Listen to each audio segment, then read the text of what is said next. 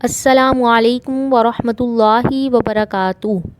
آج ہم سورۃ بقرہ کی آیات 130 سے 141 تک کی آیات کا مطالعہ کریں گے۔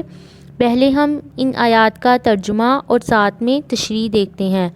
اعوذ باللہ من الشیطان الرجیم، بسم اللہ الرحمن الرحیم۔ ومن اور کون ہے، یرغبو جو منہ موڑے، ملت سے، ابراہیم کی، اللہ مگر، من وہ جس نے سافیہ بیوقوف بنایا، نفسہ اپنے آپ کو، وَلَقَدْ اور البتہ تحقیق، اصطفیناہ چن لیا تھا اسے، فی دنیا میں، وَإِنَّهُ اور بے شک وہ، فی الآخرۃ آخرت میں، لَمِنَ الصالحین البتہ صالح لوگوں میں سے ہے۔ اس آیت میں یہود و نصارہ اور مشرکین عرب کی تردید ہے کہ وہ تینوں ملت ابراہیم کے دعوے دار ہیں مگر عمل سے بالکل بے رغبت ہیں، بلکہ انہوں نے ایک اپنا الگ طریقہ بنا لیا ہے۔ یہود نے حضرت عزیر علیہ السلام کو اللہ کا بیٹا، نصرانی تین خدا کو مانتے ہیں، اور مشرکین عرب نے بت پرستی اختیار کر لی ہے۔ اس جب قالا کہا، لہو اس کو، ربہ اس کے رب نے، اسلم فرما بردار ہو جا، قالا اس نے کہا، اسلمت میں فرما بردار ہو گیا، لرب العالمین تمام جہانوں کے رب کے لیے، یعنی اپنے آپ کو کسی کے سپرد کر دینا۔ حضرت ابراہیم علیہ السلام نے اللہ تعالیٰ کے لیے اپنے مسلم ہونے کا اقرار کیا اور وجہ بھی ذکر فرمائی کہ رب العالمین ہونے کی وجہ سے یہ حق صرف اسی کا ہے۔ ووصّیٰ اور وصیت کی، بہا اس کی، ابراہیم نے، بنی ہی اپنے بیٹوں کو، ویعقوب اور یعقوب نے، یا بنیّ اے میرے بیٹو، ان اللہ اصطفیٰ بے شک اللہ تعالیٰ نے چن لیا ہے، لکم تمہارے لیے، الدین دین کو، فلا تموتن پس ہرگز نہ تم مرنا، الا مگر، وانتم اس حال میں کہ تم مسلمون مسلمان ہو۔ حضرت ابراہیم علیہ السلام کے بڑے بیٹے جو تھے ان کا نام حضرت اسماعیل تھا اور ان کی ماں کا نام ہاجرہ تھا۔ حضرت ابراہیم ان کی شیر خوارگی میں ان کو مکہ لے آئے تھے۔ یہ اپنے بھائی حضرت اسحاق سے 14 سال بڑے تھے۔ جس وقت حضرت اسماعیل کی وفات ہوئی تھی اس وقت ان کی عمر 137 سال تھی اور حضرت ابراہیم کی وفات کے وقت ان کی عمر 89 سال تھی۔ حضرت اسماعیل ہی ذبیح اللہ ہیں۔ ام کنتم کیا تھے تم، شہداء موجود، اس جب حاضرہ آئی، یعقوب علیہ السلام کو، الموت موت، اس جب قالا اس نے کہا، لبنی ہی اپنے بیٹوں سے، ماں کس کی، تعبدون تم عبادت کرو گے، من بعدی میرے بعد، قالو انہوں نے کہا، نعبد ہم عبادت کریں گے، الہک تیرے الہ کی، و الہ اور الہ کی، آبائکا تیرے آباء و اجداد کے،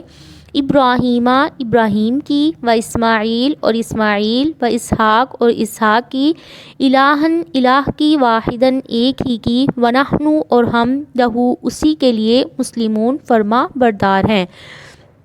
یہود یہ کہتے تھے کہ حضرت ابراہیم اور ان کے بیٹے ان کے دین پر تھے۔ اللہ تعالیٰ نے ان کا رد فرمایا کہ کیا تم یعقوب کے موت کے وقت موجود تھے؟ کیا تم کو معلوم ہے کہ انہوں نے اپنے بیٹوں کو کیا وصیت کی تھی؟ حضرت ابراہیم اور حضرت یعقوب نے تو اپنے بیٹوں کو اسلام پر ثابت رہنے اور توحید پر قائم رہنے کی وصیت کی تھی۔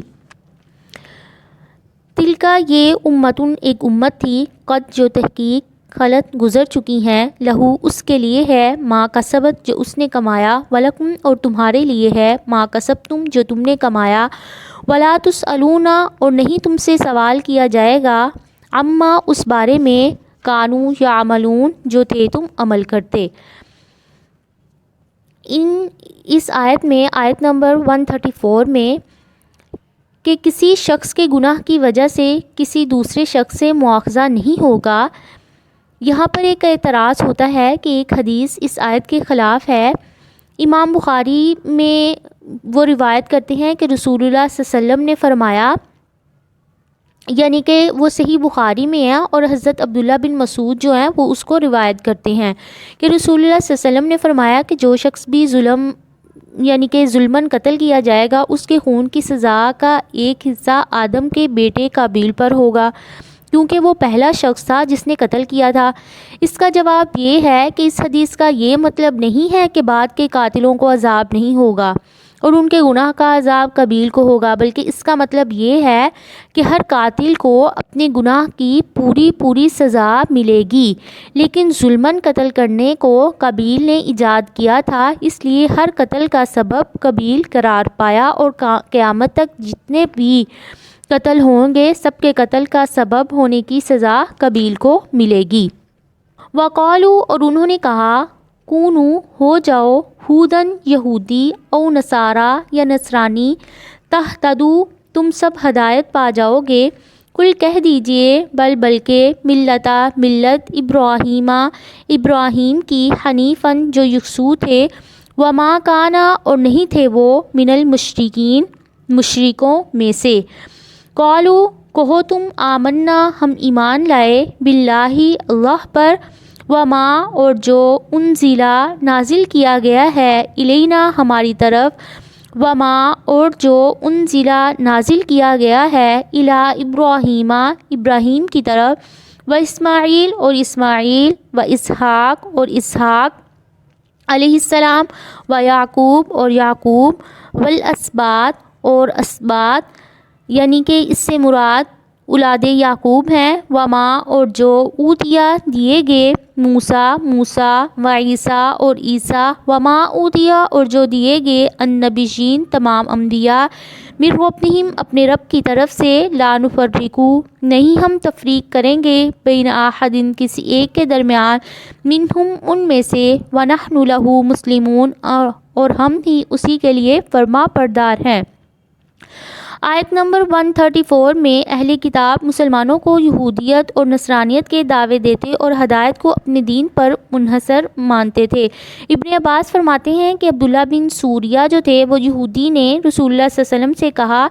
کہ ہدایت تو صرف وہی ہے جس پر ہم ہیں، اس لیے آپ ہماری پیروی کریں تو ہدایت پا جائیں گے، اور نصرانیوں نے بھی ایسے ہی کیا۔ اس پر یہ آیت جو تھی وہ اللہ تعالیٰ نے نازل فرمائی۔ اس کے بعد آیت نمبر 136 میں، اس آیت میں مسلمانوں کو اصل ہدایت اور ایمان کی تعلیم دی گئی ہے کہ قرآن سے پہلے جتنی بھی آسمانی کتابیں اور انبیاء اور رسول آئے ہیں، جن میں سے بعض کے نام قرآن میں آئے ہیں اور بعض کے نہیں آئے ہیں، سب پر ایمان لایا جائے کہ وہ سب حق پر ہیں۔ ان کے درمیان فرق کرنے کا مطلب یہ نہیں ہے کہ کسی کو مان لیا جائے اور کسی کو نہ مانا جائے، جیسے یہودیوں نے حضرت عیسیٰ اور محمد صلی اللہ علیہ وسلم کو نہیں مانا، اور نصرانیوں نے آخری پیغمبر صلی اللہ علیہ وآلہ وسلم کو ماننے سے انکار کر دیا۔ فَإِن، پس اگر، آمنو، وہ ایمان لے آئیں، بِمِثْلِ، اس جس طرح، آمنتم، ایمان لائے، بِہِ، اس کے ساتھ، فقط، پس تحقیق، اہتدوا، وہ ہدایت پا گئے، وَإِن تَوَلَّوْا، اور اگر وہ منہ پھیر لیں، فَإِنَّمَا، پس بے شک وہ، ہم وہی، فی شقاق، اختلاف میں ہیں، فَسَيَكْفِيكَهُمُ اللَّهُ، پس ان قریب کافی ہیں ان کو اللہ تعالی، وَهُوَ السَّمِيعُ الْعَلِيمُ، اور وہی سننے والے اور جاننے والے ہیں۔ صبغۃ اللہ، اللہ کا رنگ ہے، ومن، اور کون، احسن، زیادہ اچھا ہے، من اللہ، اللہ کی طرف سے، صبغۃً، رنگ میں، ونحن لہ عابدون، اور ہم ہی اسی کی عبادت کرنے والے ہیں۔ اس آیت میں اللہ کے رنگ سے مراد دین اسلام یا وہ فطرت ہے جس پر اللہ تعالیٰ نے لوگوں کو پیدا کیا ہے۔ اس کو صبغۃ اللہ کہنے کی وجہ یہ ہے کہ نصارہ نے نصرانیت کے لیے ایک زرد رنگ کا پانی مقرر کیا ہے کہ جب کوئی بچہ پیدا ہوتا ہے تو اس کو اپنے اس پانی سے غسل دیتے ہیں اور کہتے ہیں کہ اب یہ پاک ہو گیا ہے۔ صحیح معنوں میں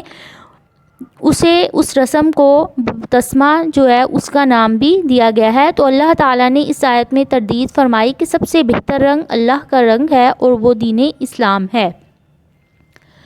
کل کہہ دیجئے، اتحاجوننا، کیا تم جھگڑا کرتے ہو ہم سے، فی اللہ، اللہ کے بارے میں، وہوا، حالانکہ وہ، ربنا، ہمارا رب ہے، وربکم، اور تمہارا رب ہے،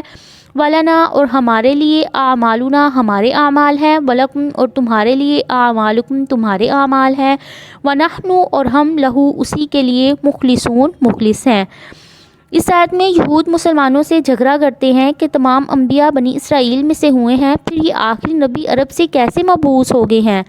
ہمارا دین سب سے بہتر اور تمام انبیاء کا دین ہے۔ تو یہ آیت پھر ان کی تردید میں نازل ہوئی ہے کہ ہمارا تمہارا سب کا رب ایک ہے اور ہم عبادت میں مخلص بھی ہیں۔ یا تقولون تم کہتے ہو، انا بے شک ابراہیم و اسماعیل اور اسماعیل و اسحاق اور اسحاق و یعقوب اور یعقوب والاسباط اور اولاد یعقوب کانو تھے وہ ہودن یہودی او نصارا یا نصرانی، کل کہہ دیجئے انتم کیا تم عالم زیادہ جاننے والے ہو ام اللہ یا اللہ، ومن اور کون اسلم بڑا ظالم ہے، ممن اس سے جو کاتما چھپائے شہادتن گواہی کو، عندہ جو اس کے پاس ہے، من اللہ اللہ کی طرف سے، وم اللہ اور نہیں ہے اللہ تعالیٰ بغافل غافل عما اس سے جو تعملون تم عمل کرتے ہو۔ اس آیت میں اللہ تعالیٰ نے علماء یہود اور نصارہ کو اس بددیانتی کو ظاہر فرمایا کہ شہادت چھپانے کے مجرم قرار دے کر سب سے بڑے ظالم تم کو قرار دیا گیا ہے۔ یہود و نصارہ کے اس فعل کی مثل امت مسلمہ میں ایسے ہے جیسے کوئی مسلم عالم عوام کو یہ باور کرائے کہ رسول اللہ صلی اللہ علیہ وسلم فقہ حنفی یا فقہ شافعی کے مطابق فیصلے فرماتے ہیں، حالانکہ اسے خوب معلوم ہے کہ امام ابو حنیفہ اور امام شافعی رسول اللہ صلی اللہ علیہ وآلہ وسلم سے بہت بعد پیدا ہوئے ہیں۔ تلکا یہ امتن ایک امت تھی، قد جو تحقیق خلط گزر گئی ہے، لہو اس کے لیے ما کسبت جو اس نے کمایا، ولکم اور تمہارے لیے ما کسبتم جو تم نے کمایا، ولا تسألون اور نہیں تم سوال کیے جاؤ گے، عما اس بارے میں کانو جو تھے تم یعملون وہ عمل کرتے۔ اس آیت میں دوبارہ اللہ تبارک و تعالی نے تنبیہ فرمائی کہ نجات کا تعلق تو اپنی کمائی اور اپنے عمل پر ہے۔ اگر نجات چاہتے ہو تو انبیاء اور صالحین کی طرح خود عمل کرو، ورنہ محض ان کی طرف نسبت اور ان کی کرامتیں بیان کرنے سے کچھ حاصل نہیں ہوگا۔ رسول اللہ صلی اللہ علیہ وآلہ وسلم نے فرمایا، جس کے عمل نے اسے پیچھے رکھا اس کا نسب اسے آگے نہیں بڑھا سکے گا۔ اللہ تعالی ہمیں جنت الفردوس میں جگہ عطا فرمائے۔ یہ تھا پہلا پارہ جس کے بارے میں ترجمہ اور تفسیر مکمل ہوئی۔ اللہ تعالی ہمیں آگے بھی اس عمل کو جاری رکھنے کی توفیق عطا فرمائے، آمین۔